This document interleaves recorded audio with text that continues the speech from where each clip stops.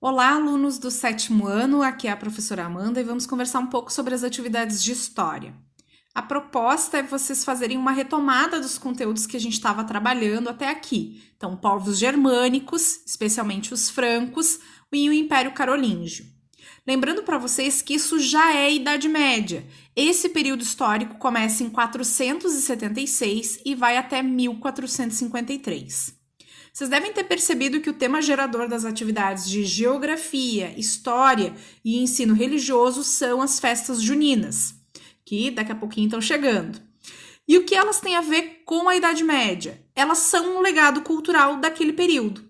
Aliás, grande parte das festas religiosas que ainda hoje a gente comemora têm a sua origem no período medieval ou foram modificadas, sendo ressignificadas durante esses 1000 anos de história, como está demonstrando o texto em relação às festas juninas, porque elas iniciam como festas de colheita e depois elas são então cristianizadas.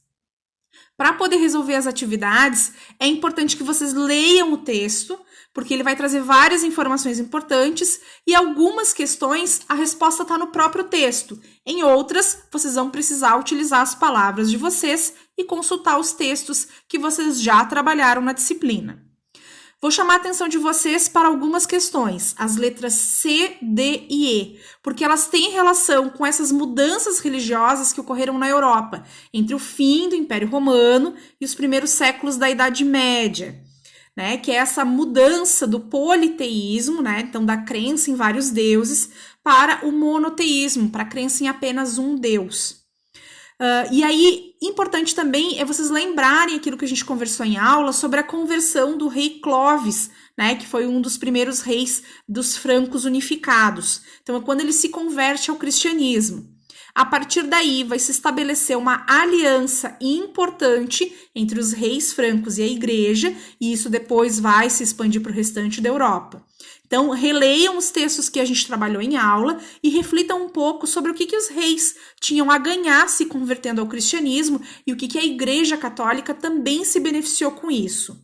Só para vocês terem uma pequena noção, o território do atual Vaticano, né, a sede da Igreja Católica, foi concedido à Igreja pelo Pipino Breve. Acharam que eu não ia falar do Pipino? Se enganaram. Esse é o chamado Patrimônio de São Pedro. Várias guerras, inclusive, foram travadas posteriormente por conta dos territórios conhecidos como Estados Papais. Lembrando que vocês devem consultar, então, o material que vocês já estavam estudando antes, os seus textos e as anotações no caderno. Se ainda tiverem alguma dúvida, entrem em contato comigo. Pode ser por e-mail, pelo Facebook, conforme está no material de orientação que vocês já receberam.